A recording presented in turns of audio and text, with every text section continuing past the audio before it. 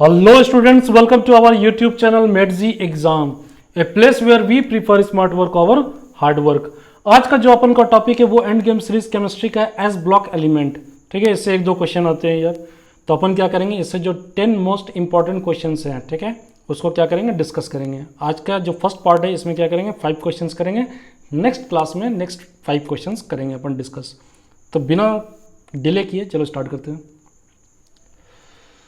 जो first question है, the correct increasing order of densities of alkali metal is. यहाँ पर क्या पूछा, डेंसिटी का ऑर्डर पूछा गया है अल्कली मेटल्स। ठीक है, ये क्या है, फर्स्ट ग्रुप के एलिमेंट्स हैं अल्कली मेटल्स। वहाँ पर आपको क्या बताना है, डेंसिटीज का ऑर्डर बताना है। ठीक है, तो आपको एक बात पता होना चाहिए, डेंसिटी क्या होता है, density is equal to mass by volume. Density is equal to क्या होता है, मास बाय वॉल्यूम। तो जब भी आप डाउन द ग्रुप जाते हो तो दोनों चीज़ इंक्रीज करती है। क्या इंक्रीज करती है, एक तो मास भी इंक्रीज करता है, ठीक है, ये भी इंक्रीज करता है। अगर डाउन द ग्रुप आप जा रहे हो तो ये क्या होगा, इंक्रीज करेगा। और साथ में क्या होता है, वॉल्यूम भी क्या होता है, इंक्रीज होता है। ठीक है, वॉल्यूम भी क्या होता है, क्योंकि वहाँ पर क्या होता है, जो एटॉमिक रेडियस है वो इंक्रीज कर जाता है, तो यहाँ पर ये क्या होता है, वॉल्यूम भी इंक्रीज करता है। लेकिन जिस रेशियो में ये मास इंक्रीज कर रहा है, ठीक है, जिस रेशियो में ये मास इंक्रीज कर रहा है उस रेशियो में ये वॉल्यूम इंक्रीज नहीं करता है। ठीक है, दोनों का रेशियो क्या होता है, सेम नहीं होता है, जिसकी वजह से क्या होता है, डेंसिटी डाउन द ग्रुप जो होता है वो क्या होता है, इंक्रीज करता है। ठीक है, डेंसिटी अगर आप क्या करोगे एक पीरियड में, ठीक है, या एक ग्रुप में आप क्या करोगे, डाउन द ग्रुप आते हो तो वहाँ पर क्या होगा, डेंसिटी इंक्रीज करती है। तो जो सबसे ज़्यादा डेंसिटी किसकी हो जाएगी, जो सबसे ज़्यादा जिसकी मास होगी, यानी सीजियम हो जाना चाहिए। लेकिन एक एक्सेप्शन आता है यहाँ पर। एक्सेप्शन क्या होता है, पोटेशियम और सोडियम में। ठीक है, यहाँ पर क्या हो जाता है, पोटेशियम और सोडियम में क्या हो जाता है, एक एक्सेप्शन आ जाता है। उस एक्सेप्शन में क्या होता है, जो potassium is lighter than sodium, तो यहाँ पर क्या होता है, एक एक्सेप्शन जो होता है ये क्या हो जाता है, एक्सेप्शन। ठीक है, ये क्या हो जाता है, एक एक्सेप्शन है। और इस केस में क्या हो जाएगा, potassium is lighter than sodium. ठीक है, इसका मतलब क्या हो गया, यहाँ पर इसकी जो आपको एक बात बताओ मेरे को, जब डाउन द ग्रुप जाते हो तो क्या होता है, ये जो अल्कली मेटल्स है, ठीक है, डाउन द ग्रुप जाते हो तो वीक मेटालिक बॉन्डिंग जो है, ठीक है, यहाँ पर क्या होती है, ये सारे क्या होते हैं, वीक मेटालिक बॉन्डिंग इस पर प्रेजेंट होता है। और डाउन द ग्रुप क्या होता है, ये जो मेटालिक बॉन्डिंग है ये और डिक्रीज करता जाता है। ठीक है, ये क्या होता जाता है, डिक्रीज करता जाता है और इसकी सॉफ्टनेस इंक्रीज करते जाती है। लेकिन यहाँ पर किसकी बात की जा रही है, डेंसिटी की बात की जा रही है। तो डेंसिटी किस पे डिपेंड करेगा, मास और वॉल्यूम पे डिपेंड करेगा।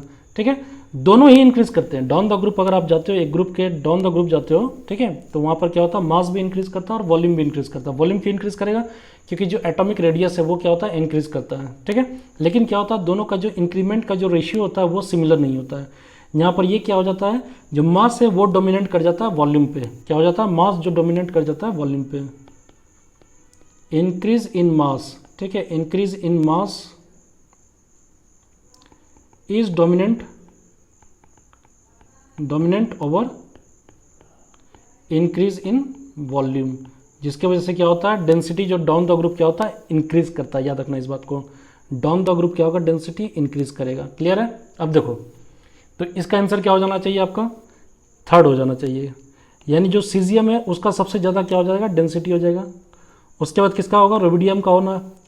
लेकिन यहाँ पर क्या होना चाहिए था, पोटेशियम का होना चाहिए था, फिर सोडियम का होना चाहिए था। लेकिन आपको क्या बोला गया, exception, potassium is lighter than sodium, तो ये क्या होता है, यहाँ पर ये एक्सेप्शन हो जाता है। क्लियर है, बहुत ही अच्छा क्वेश्चन था। इस टाइप के क्वेश्चन देखो यार, इनऑर्गेनिक केमिस्ट्री में इसी टाइप के क्वेश्चन आते हैं। ठीक है, या तो फिर ऑर्डर पूछ लिए जाते हैं या रिएक्शन पूछा जाता है।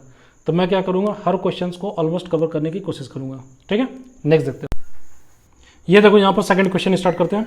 Which one of the following ion has the largest size. यहाँ पर अपन को बताना है विच आयन, यहाँ पर 4 आयन दिए हुए हैं, इसमें लार्जेस्ट साइज किसका है, लार्जेस्ट साइज किसका है इन एक्वस सॉल्यूशन। ये कंडीशन बहुत इंपॉर्टेंट है, किसमें, इन एक्वस सॉल्यूशन में।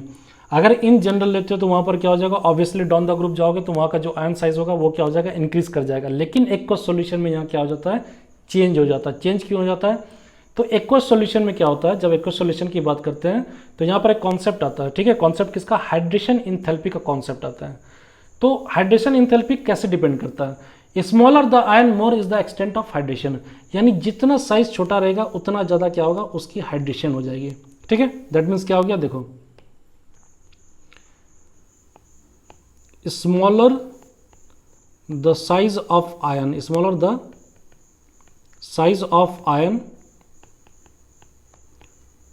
More is the extent of hydration. ठीक है, extent of hydration,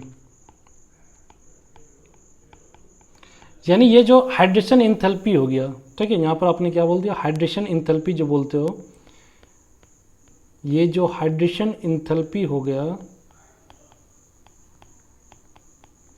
this is inversely proportional to ionic size, size of ion या आयनिक साइज कह सकते हैं अपन। ठीक है, तो यहाँ पर क्या होगा, हाइड्रेशन इंथैल्पी की वजह से ये क्या हो जाएगा, लिथियम जो स्मॉलेस्ट साइज है इसके अराउंड क्या हो जाएगा, वाटर का एक्यूमुलेशन ज़्यादा हो जाएगा और इसकी हाइड्रेशन यानी इसकी साइज़ क्या हो जाएगी, इंक्रीज कर जाएगी, यानी यहाँ पर आंसर क्या हो जाएगा, लिथियम हो जाएगा। ठीक है, तो यहाँ पर क्या हो जाएगा, lithium has the maximum degree of hydration. इस बात को यहाँ पर याद रखना, जो स्मॉलेस्ट साइज है, स्मॉलेस्ट साइज किसका हो जाएगा, लिथियम आयन का हो जाएगा। ठीक है, लिथियम आयन का हो जाएगा, यानी यहाँ पर क्या हो जाएगा, lithium ion has maximum degree of hydration, maximum degree of hydration, ये चीज़ याद रखना। ठीक है, तो यहाँ पर ये क्या हो जाएगा, this will be surrounded by water molecules, ये क्या हो जाएगा, और ज़्यादा सराउंडेड हो जाएगा, जिसकी वजह से ये क्या हो जाएगा, इसका साइज इंक्रीज कर जाता है, ओवरऑल साइज जो होता है वो क्या हो जाता है, इंक्रीज कर जाता है। ठीक है, इसी का एक फॉर्मेट और क्वेश्चन का आता है, यहाँ पर पूछा जाता है कि आपकी mobility, ionic mobility in aqueous solution किसकी ज़्यादा हो जाती है, तो जिसका साइज ज़्यादा होगा उसकी आयनिक मोबिलिटी कम हो जाएगी। ठीक है, यानी जिसका साइज ज़्यादा होगा उसकी आयनिक मोबिलिटी क्या हो जाएगी, कम हो जाएगी। और इस केस में जो रुबिडियम होता है, ठीक है, इस केस में जो रुबिडियम होगा इसकी आयनिक मोबिलिटी सबसे ज़्यादा हो जाएगी। अगर क्वेश्चन में आपको आयनिक मोबिलिटी दिया रहता है, आयोनिक मोबिलिटी, अब यहाँ पर क्या है, लिथियम का जो साइज़ है, ठीक है, लिथियम का साइज़ क्या है, बहुत, इस केस में क्या हो जाता है, ड्यू टू हाइड्रेशन इंथैल्पी की वजह से ये क्या हो जाता है, ये इंक्रीज कर जाता है साइज। ठीक है, ये क्या हो जाता है, सराउंडेड बाय वाटर मॉलिक्यूल्स ज़्यादा हो जाता है, तो इसमें क्या होती है, इसकी जो मोबिलिटी होती है वो कम हो जाती है। ठीक है, यानी इसकी जो साइज तो मैक्सिमम हो गई, लेकिन जो आयनिक मोबिलिटी हो जाती है वो मिनिमम हो जाती है। यानी एक सेकेंड पॉइंट भी लिख लो, Li+ has list ionic mobility. Clear है, ये आ चुका है, ये क्वेश्चन आयनिक मोबिलिटी वाला क्वेश्चन क्या है, नीट में आ चुका है। ठीक है, चलो नेक्स्ट क्वेश्चन देखते हैं अपन। Which of the following is dead burned plaster. ठीक है, यहाँ पर डेड बर्न्ड प्लास्टर किसको बोलता है, तो प्लास्टर ऑफ पेरिस आपने सुना होगा। तो एक बात याद रखना, यहाँ पर एक रिएक्शन करते हैं अपन। ठीक है, जो आपका कैल्शियम सल्फेट होता है .2H2O, कैल्शियम सल्फेट .2H2O, ये क्या हो जाता है, ये जिप्सम होता है। ये क्या है, ये जिप्सम है, ये क्या हो गया, जिप्सम हो गया। ठीक है, अगर आपने इसे फर्दर हीट किया, ठीक है, आपने इसे क्या करा, हीट करा कितना, 393 केल्विन पे। अगर आपने जिप्सम को 393 केल्विन पे हीट किया तो ये क्या बन जाता है, हेमी हाइड्रेट बन जाता है, that is plaster of Paris. Hemihydrate का मतलब क्या हो जाता है, देखो, यानी ये अगर CaSO4 आपका क्या हो गया, .2H2O, ये क्या हो गया, जिप्सम हो गया। इसे अगर आपने हीट करा कितने टेम्परेचर पे, 393 केल्विन पे। ठीक है, 393 केल्विन पे जब हीट करोगे तो ये क्या बन जाएगा, ये आपका बन जाएगा CaSO4 कैल्शियम सल्फेट .12H2O, इसी को हेमी हाइड्रेट करते हैं। और ये क्या हो जाता है, ये जो है आपका, इसी को आप क्या बोलते हैं, प्लास्टर ऑफ पेरिस बोलते हो। क्या बोलते हो, प्लास्टर ऑफ पेरिस बोलते हो। ठीक है, अगर आपने क्या करा, ये प्लास्टर ऑफ पेरिस को फर्दर हीट किया, ठीक है, इसे आपने क्या करा, फर्दर हीट किया, यानी टेम्परेचर ग्रेटर देन 393 केल्विन पे अगर आपने इसे हीट किया, ठीक है, तो ये क्या हो जाएगा, इसका जो वाटर मॉलिक्यूल है, जो .12H2O है, ये क्या हो जाएगा, रिमूव हो जाएगा, और ये केवल क्या बच जाएगा, कैल्शियम सल्फेट बच जाएगा। ये क्या बन जाएगा, CaSO4 बच जाएगा। इसी को आप क्या बोलोगे, डेड बर्न्ड प्लास्टर बोल दोगे। क्या बोल दोगे, डेड बर्न्ड प्लास्टर। क्लियर है, तो ये क्या हो जाता है, यही आपका डेड बर्न्ड प्लास्टर हो जाता है। क्लियर है, ये पूरा का पूरा रिएक्शन मैंने आपको बता दिया, ठीक है। CSO4 कैल्शियम सल्फेट को आप यहाँ पर क्या बोलोगे, .2H2O को जिप्सम बोलोगे। जिप्सम को अगर आपने 393 केल्विन पे तक हीट किया तो ये क्या बन जाता है, प्लास्टर ऑफ पेरिस बन जाता है, जिसमें कि वाटर मॉलिक्यूल्स हेमीहाइड्रेट होते हैं, ठीक है, हाफ H2O होता है। और अगर आपने 393 केल्विन के ऊपर इसको हीट कर दिया तो ये क्या हो जाता है, पूरा का पूरा वाटर मॉलिक्यूल रिमूव हो जाता है और केवल कैल्शियम सल्फेट बनता है, जिसे आप डेड बर्न प्लास्टर कहते हो। तो यहाँ पर आंसर क्या हो जाएगा, D is the right answer. Clear है, कोई भी डाउट नहीं। नेक्स्ट देखते हैं अपन, ये देखो, ये काफी अच्छा क्वेश्चन है, ठीक है। Which one of the following compound is most soluble in water, ठीक है। मैग्नीशियम हाइड्रोक्साइड दिया हुआ, स्ट्रोंशियम हाइड्रोक्साइड दिया हुआ, कैल्शियम ये क्या दिया हुआ, हाइड्रोक्साइड दिया हुआ है। आपको क्या बताना है कि मोस्ट जो सॉल्युबल है, ठीक है, मोस्ट सॉल्युबल इन वाटर, जो मैक्सिमम सॉल्युबिलिटी किसकी हो जाएगी वाटर में। तो आपको एक बात पता होना चाहिए कि जब भी आप डाउन द ग्रुप मूव करते हो तो यहाँ पर क्या होता है, सॉल्युबिलिटी, याद रखना, सॉल्युबिलिटी हो जाए या बेसिक स्ट्रेंथ, ये क्या हो जाएगा, बेसिक ऑक्साइड्स है, हाइड्रोक्साइड्स यहाँ पर फॉर्मेशन हो गया, यानी थर्मल स्टेबिलिटी एक यहाँ पर अपन और ऐड कर देते हैं, थर्मल स्टेबिलिटी। ये तो आपका फर्स्ट पॉइंट हो गया, यानी सॉल्युबिलिटी डाउन द ग्रुप क्या हो जाएगा, इंक्रीज करेगा हाइड्रोक्साइड्स का, ठीक है।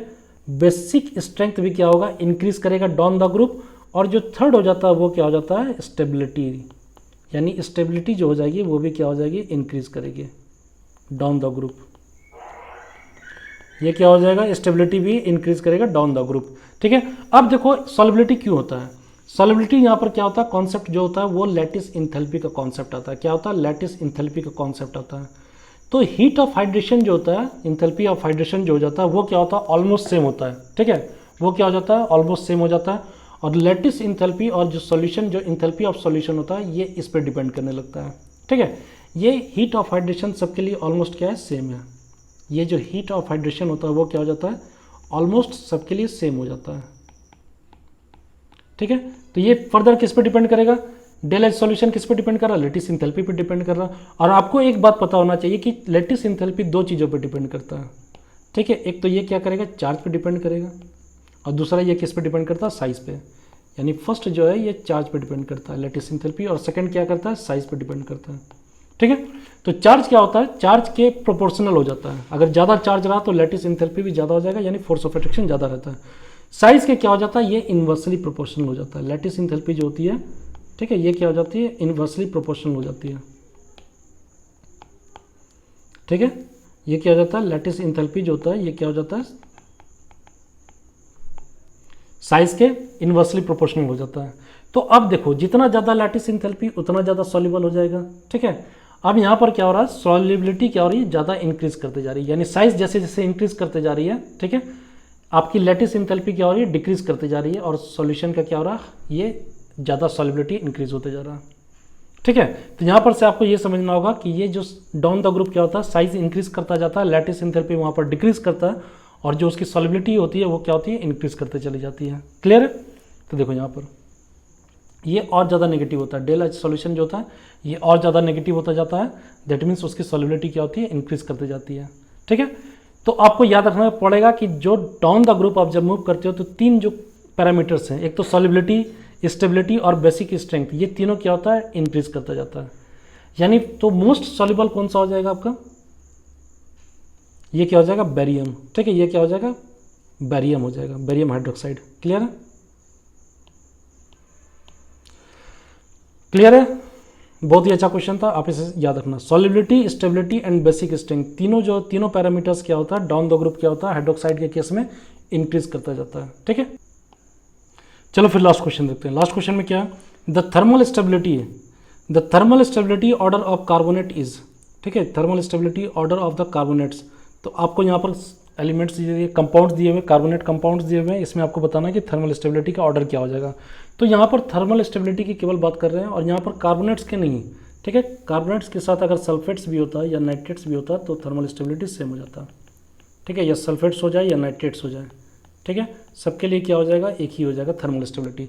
तो थर्मल स्टेबिलिटी का क्या मतलब है, मान लो कि अगर यहाँ पर आप कार्बोनेट्स की बात कर रहे हो, सल्फेट्स की बात कर रहे हो, नाइट्रेट्स की बात कर रहे हो, तो ये जो एनायंस है ये काफ़ी बड़े साइज़ के होते हैं, ठीक है, इनकी जो साइज़ होती है काफ़ी ज़्यादा बड़ी होती है, ठीक है। तो इनको बैलेंस करने के लिए, इसके साइज़ को बैलेंस करने के लिए आपको क्या करना पड़ता है, एक बड़ा कैटायन यूज़ करना पड़ता है, ठीक है, तभी वो स्टेबिलिटी होती है। तो बड़े एनायन के साथ बड़े कैटायन को लगाओगे तो वहाँ पर क्या होगी, स्टेबिलिटी वो इंक्रीज होती है। ठीक है, तो आपको क्या करना है, जो जिसका साइज ज़्यादा बड़ा होगा वो क्या हो जाएगा, वो कार्बोनेट ज़्यादा स्टेबल होगा। ठीक है, ये बात क्लियर है। तो आपको यहाँ पर देखना है कि सबसे साइज किसका बड़ा है। तो आप क्या करोगे, यहाँ पर देख लेते हैं कौन सा कैटायन की साइज क्या है, सबसे ज़्यादा लार्जर है। तो यहाँ पर क्या करेंगे, अपन लिखते हैं। ठीक है, फर्स्ट ग्रुप और सेकंड ग्रुप को दोनों मिक्स है, तो ये क्या हो गया आपका, lithium, sodium, potassium, rubidium and caesium. ये क्या हो गया, फर्स्ट ग्रुप का एलिमेंट हो गया। सेकंड ग्रुप का एलिमेंट लेते हैं। ठीक है, beryllium, magnesium, calcium, strontium and barium. तो यहाँ पर ये देखो, ये क्या हो गया आपका, यहाँ पर इसको आप यूज़ करेंगे। ठीक है, अब यहाँ पर सबसे लार्जेस्ट साइज कौन सा हो जाएगा, फर्स्ट ग्रुप का एलिमेंट होता है, यानी ये साइज इंक्रीज करता जाएगा। फर्स्ट ग्रुप का जो एलिमेंट्स होते हैं सेकंड ग्रुप से कंपेरेटिवली लार्जर साइज होते हैं। तो यहाँ पर सबसे ज़्यादा किसका हो जाएगा, पोटेशियम का हो जाएगा। ठीक है, ये क्या हो जाएगा, पोटेशियम का सबसे ज़्यादा हो जाएगा। उसके बाद क्या लेंगे, सोडियम का लेंगे। ठीक है, ये क्या हो गया, सोडियम ले रहे हैं। ठीक है, उसके बाद क्या लेंगे, इस सेकंड ग्रुप का एलिमेंट्स लेंगे, यानी बेरियम लेंगे, और यहाँ पर क्या हो जाएगा, बेरिलियम हो जाएगा। यानी कौन सा ऑर्डर हो जाएगा, B is the right answer. Clear है। तो यहाँ पर से आपको क्या याद रखना है, चाहे सल्फेट हो, नाइट्रेट्स हो या कार्बोनेट्स हो, तो आपको क्या करना पड़ेगा, यहाँ पर आपको सबसे पहले क्या करना पड़ेगा, स्टेबिलिटी निकालने के लिए आपको बड़े एनायन के लिए बड़ा कैटायन भी चाहिए होगा। ठीक है, तभी दोनों क्या होंगे, ज़्यादा स्टेबल होंगे। क्लियर है। तो आपको यहाँ पर से देख लेना कि सबसे बड़ा कैटायन किसका है। ठीक है, यानी डाउन द ग्रुप क्या होगा, ये आपका जो स्टेबिलिटी है, कार्बोनेट्स हो, सल्फेट्स हो या नाइट्रेट्स हो, तो स्टेबिलिटी क्या हो जाएगी, डाउन द ग्रुप इंक्रीज करेगी। क्लियर है। तो आज के लिए बस इतनी। नेक्स्ट क्लास में क्या करेंगे, अपन फर्दर इसका 5 क्वेश्चन डिस्कस करेंगे। आपको क्या करना है, आपको इसमें क्वेश्चन प्रैक्टिस करने हैं। ठीक है, इसी फॉर्मेट में क्वेश्चंस आते हैं। जो फर्स्ट पार्ट के जितने भी क्वेश्चन थे काफ़ी अच्छे क्वेश्चन हैं, सेकंड पार्ट में इससे और भी अच्छे होंगे। ठीक है, अगर आपको वीडियो अच्छा लगा हो तो लाइक करो, शेयर करो, सब्सक्राइब करो। आप बेल आइकन को प्रेस करो ताकि आपको नोटिफिकेशन टाइम टू टाइम मिलता रहे, जो भी वीडियो अपलोड हो नोटिफिकेशन मिल जाए। ठीक है, अगर आपको PDF डाउनलोड करना है तो लिंक जो है वो डिस्क्रिप्शन बॉक्स में दिया हुआ है। फिर कल मिलते हैं। Thank you.